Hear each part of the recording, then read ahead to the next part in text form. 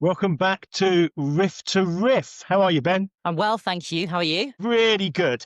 And I've enjoyed interacting with our viewers and listeners to select the song for you on this NWOBHM, New Wave of British Heavy Metal sandwich for this week. It's been well, thank you all for your suggestions. I'm really excited about the track we're going to play to you. You keep on talking about sandwiches. Do you know what sandwich I'm already thinking about? No.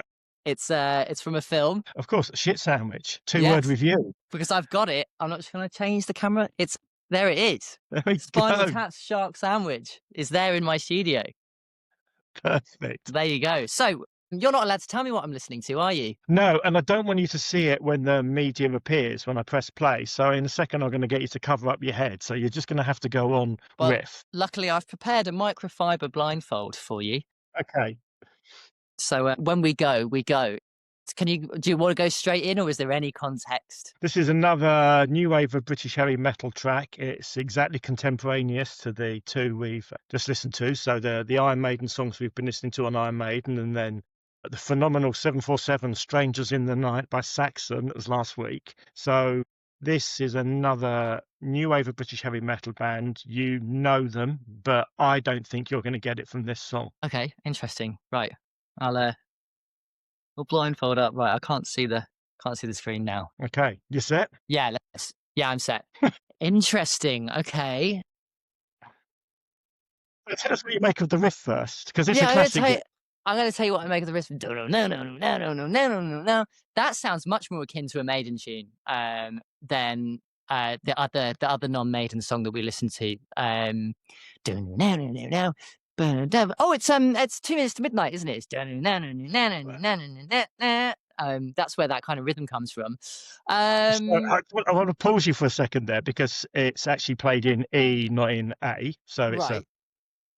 But I think we could do a whole episode of classic rock songs that use that riff. So Saxon, the band we listened to last week, have got a song called Never Surrender, which has exactly the same riff. Right. Both of these are way before 2 minutes to midnight.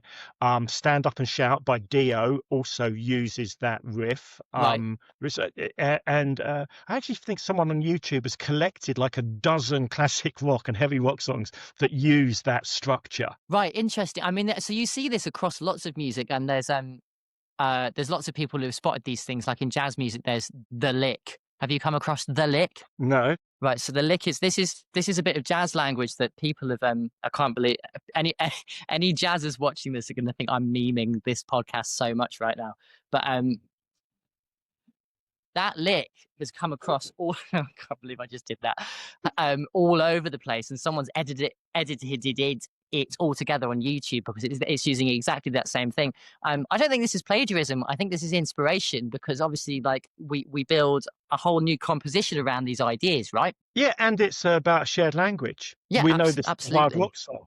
Why wouldn't you write a song using this kind of riff? Yeah, yeah, totally. It's got grit, it's got energy. I also like this already because it's drum and bass tempo, and that's one of my favorite genres of music, of course. What do you make about the guitar tone? Because I think one of the great things about it is a great guitar sound. It's really heavy, isn't it? And it's really like gritty, and like the attack sounds really great. This record already sounds like it has like a lot more depth to it. I feel like, I could be wrong, I'm probably going to be completely wrong about all of this. This sounds a bit later than everything that we've listened to so far. No, is that correct? You know, I haven't done my preparation. Apologies. Everyone chastise me in the comments below, but I'm going to quickly Google when it is. But it's certainly from this band's first album, and they are NWOBHM, so I'm guessing it's exactly the same. It's 1980. It's the same 1980. year. Okay, so I got that wrong. It's the same year. It's the same year as the two previous tracks. So it's the same year as Iron Maiden, and all of those songs we listened to from Iron Maiden. It's the same year as Wheels of Steel by Saxon and 747 Strangers in the Night. Interesting. It also, I think you're going somewhere with your sense that this is more produced and more layered. More produced. So do we carry on? Oh, so the vocals. That's the one thing I want to mention before we decide whether we carry on or I attempt at guessing it now. to me, they sound. I don't want to say who I think it is yet because I wonder if you want me to. But it's again different sound, very very unique. Am I to be trying to think about the context of other bands that you have mentioned already in this podcast that it could be? Well, anyone who knows new wave of British heavy metal would make a guess as to there's half a dozen bands it could be. So you've got a fairly limited frame if you know your NWOBHM band. Yeah, that's what I'm thinking. I don't think it's Dio, as in I don't think it's Ronnie James Dio. No, he's not new wave of British heavy metal. What with him being cool. With him being American, and very well established already. Am I allowed to? Can I listen to that bit again? Well, frankly, growing up, this was one of my favourite riffs in the whole world. So we can listen to it as many times as you want. Okay, cool.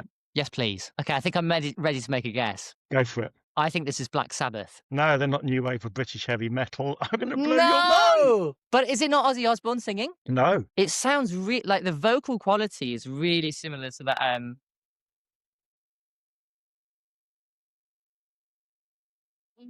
That's what's that? Paranoid.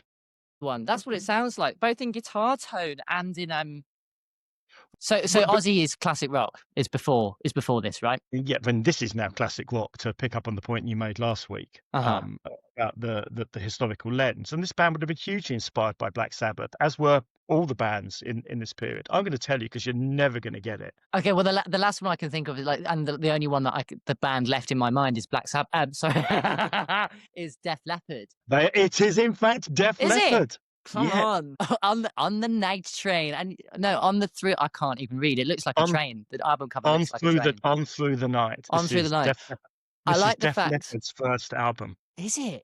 I like the fact that I looked at that album cover and there was an amalgamation between a guitar and a truck, and my mind went to train. Like, despite guitar, which arguably would still get first place on the list of things that I love. On Through the Night by Def Leppard. So I mean, I wouldn't have guessed that it was Def Leppard through any musical characteristic. It was the power of deduction, dear Uncle Simon. So the song's actually called Wasted, right, and the album's called On Through the Night. Okay, right. And I think a fascinating insight into where Def Leppard's history, where they still played this song regularly live. Right, okay. And you can see that like the tributaries of a mass river system, or the things bleeding off in that kind of different directions. Yeah. Whereas you can sense for all three of the bands we're looking at here, for Maiden, Saxon, and Def Leppard, there's this youthful energy. This all of them are two guitar bands. Yeah, totally. And that power and energy, and but they're going to go on very different journeys in their trucks, planes, and trains. Where are Def Leppard from? Sheffield. Okay, so they would have known the other one. I forgot their name. Saxon. They would have known Saxon growing up, right? Yeah. Well, they'd have been around in the scene a bit. Saxon, probably a little bit older, as I say. That was Saxon's second album, but they'd all have been on built. When this thing was coined, the new wave of British heavy metal was coined, they were all at that point already supporting fairly established bands, and they were all gigging with one another. Yeah. Very famously, Def Leppard had a song called "Hello America," which they performed at Reading, and were seen as courting the American crowd and wanted to escape their British roots, and they were bottled and very badly treated on that gig, and then ultimately went to America to seek fame and to find fame and fortune several times over. And was successful in those trips. Obviously, as a bigger picture, they got their fame and fortune. But on those initial trips, did it work? Yeah, they did. They had Mutt Lange producing them by the album after this. And, wow. Similar story for Fleetwood Mac, right? You know, what was a British blues band completely transforming when they just all moved to America. Yeah. And became this like massively produced thing, which again, some people call rock. I would never dream of calling Fleetwood Mac rock, but there we go. So I don't know.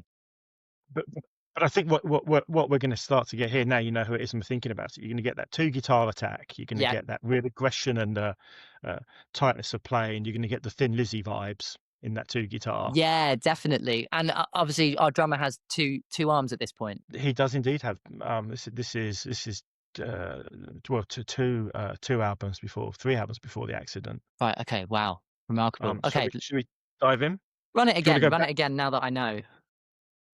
That little lick there is very typical Def Leppard throughout their career. The little filling guitar on the right. A little filling guitar, a little bit of flavour, even though they know this is an awesome riff. So, Uncle Simon, there's something that I've been thinking about here that is, in a way, related to this. And this is not because I'm trying to plug my album, because it no longer exists online because we took it down. However, on my my debut record, there is a riff that goes like this. And I think this is really interesting, right? Because we know that I haven't heard this song. I couldn't tell you who it was. But this is the riff. It goes... I'm not going to be able to play it now.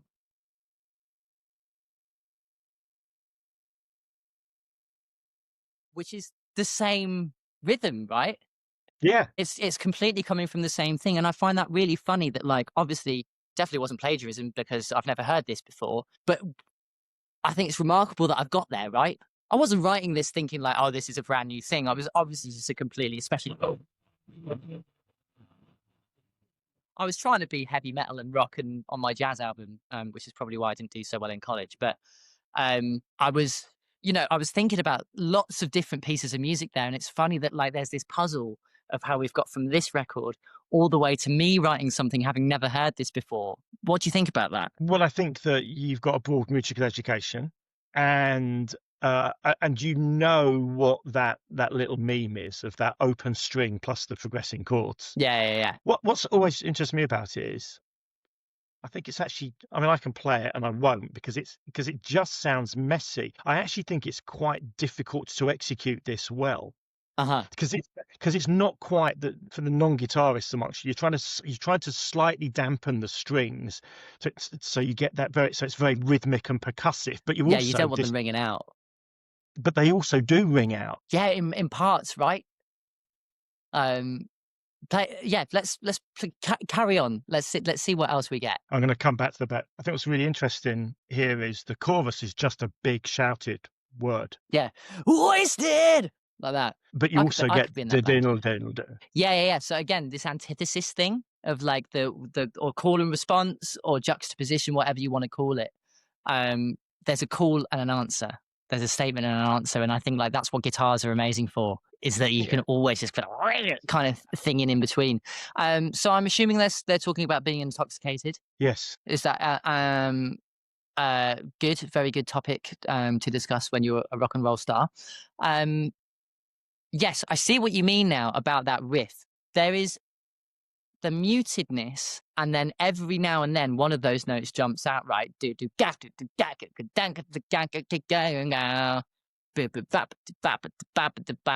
a callback to what we were talking about earlier in a few episodes back with Steve Harris's Hemiola, where like that, where because of the nature of the riff that it's 3 notes at a time, 1 2 3 1 2 3 1 2 ba. It means that emphasis note is falling on a different beat each time it comes around. It's just one of the reasons I think I find it quite difficult to play is I find it easier to mute the string that shouldn't be muted, and it's the other ones that are ringing out. Yeah. So I'm not even going to try. I was about to pick up the guitar and have a go, but I'll have a go. I'll have a go for your collective amusement. Yeah, I can't do it. 3rd time's a charm. Okay, I see it. So, but basically, I find it easier to play with chords, and it's not. Totally, I see what you mean. So, I'm going to turn the guitar down. It's more distortion. Hang on. There we go. That's better for the second half. But talking about technique, there, it is. I see what you mean now. It feels easier to go. But you have to mute. So it's palm muting with your right hand. But you've got to like be right on the edge of it here so that you're not muting that A. Yeah. I completely see why it's hard. It feels harder it should be the other way around. Because you go, well, actually just no muting at all, right? But that's where all of that tone and energy comes from, is that kind of. But it's a decision to play those the riff notes as single notes, not chords. Yeah, I think because again, this idea of variation and antithesis, right? When we get to that, they're playing that C power chord is definitely a chord, isn't it? Yeah. But the ones before it, I think, are single notes. Definitely, And yeah, you're right. I think that speaks to huge musical sophistication in these young men who are writing this stuff. Yeah, totally. They're not just going to thrash it. There's something subtle that they are going to do, and they're going to learn the technique necessary to execute it in a powerful way. This is the thing that we forget, I think, as young musicians now, is that, of course, I know how to do that palm muty thing. And of course, I can apply that to my own riff, that kind of thing, because I've heard a million people do it. Right? These guys are the trendsetters. They are the pioneers. Yeah. They're the ones that came up with this. Like, guitars had not done this before. You know, the fact, so this is 1980, right? Yeah. So 20 years beforehand, we're still only at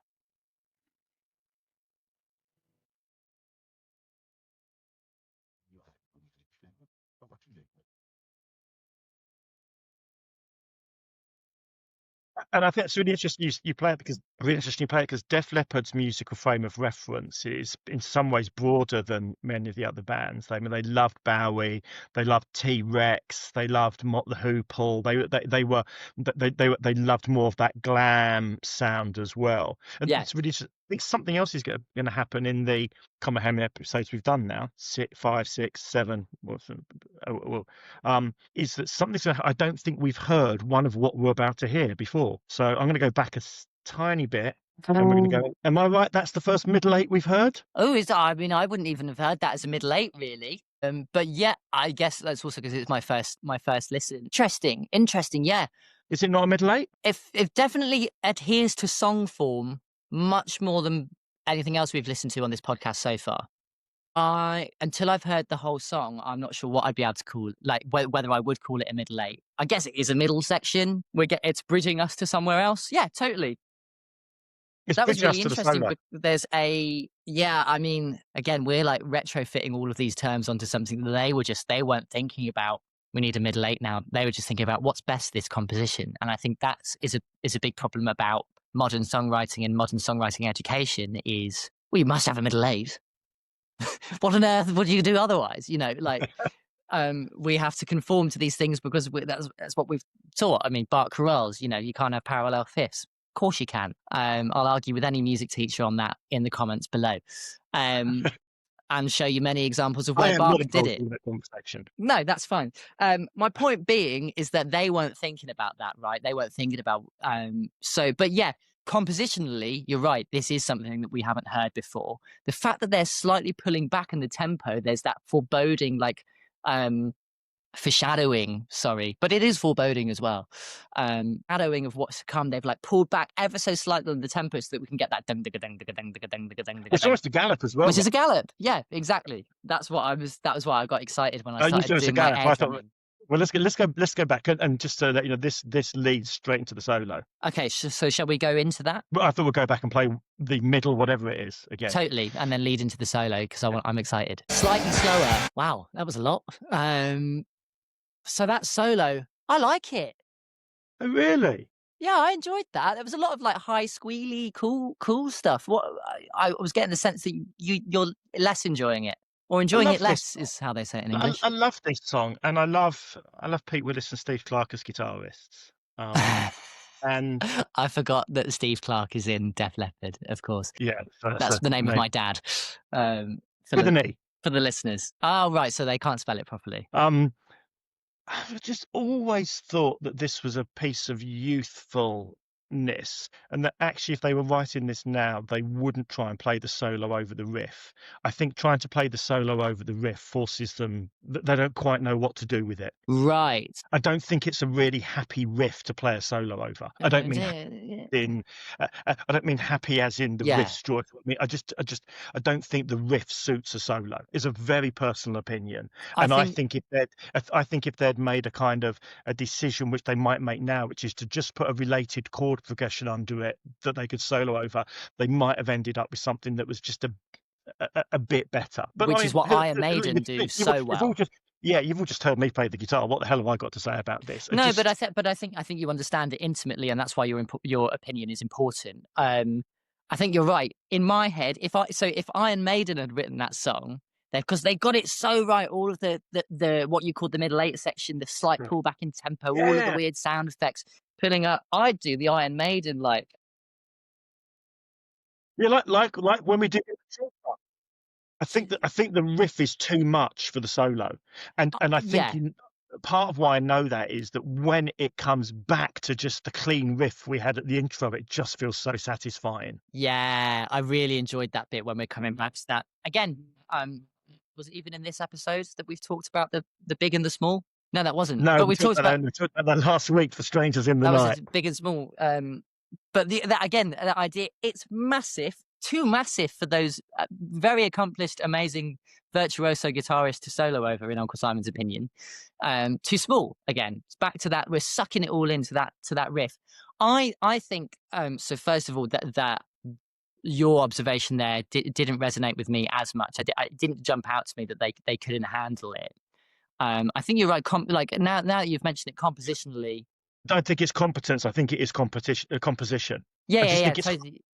I think it's hard to write something satisfying over that big a riff. I think look, first album vibes, they're trying to mark their territory. They're trying to like tell everyone who they are, define themselves, and they're trying to shred over that. Whereas actually what I think, if you've got a busy riff under your solo, then you need to be much bigger and bolder and in your sound, but more simple in what you're playing. Yeah, I mean, I don't think it's bad. It's just I think it's one of those. I love the riff so much. I love the riff. I love the chorus riff. I love it so much. I just think that moment doesn't quite match the rest of it for me. But sorry about that. We had a bit of a technical glitch there, but essentially that song ends with the massive riff that it starts with. Ben, what did you make of Def Leppard, having guessed who it was? Yes, having got it right, but only by the power of deduction and not by musical knowledge. That was awesome. That was really, really cool. I think it's really interesting to hear a new technique coming through of that, like fast picking, dealing with like more gain on the amps, getting that bigger and bigger sound. This sounds pretty pioneering. At least, I mean, you'll be able to answer that better than I can, because at least I haven't heard anything like that from this early on in the period. So I think that's really interesting. The riff is infectious and ominous, and it's got that real sort of like well, it's setting up a million things to come in the future of music, right? Like we said, you know, even stuff that I've written that I hadn't known that was influenced by something like this. I'm on that second listen to the solo. I enjoyed it. I think it's cool. I think it does work. It's there's a lot going on, and obviously it's clear that they do refine themselves later, because this doesn't sound like Def Leppard. There's at least two other really great songs on this album, and I'd argue maybe 4 other great songs on this album, which we might come to in future episodes. Absolutely. Well, thank you for showing me this song, Uncle Simon. Oh, thank you, and thank you all for being with us. Keep rocking. Next week we are back to the tracks on Iron Maiden by Iron Maiden. See you then.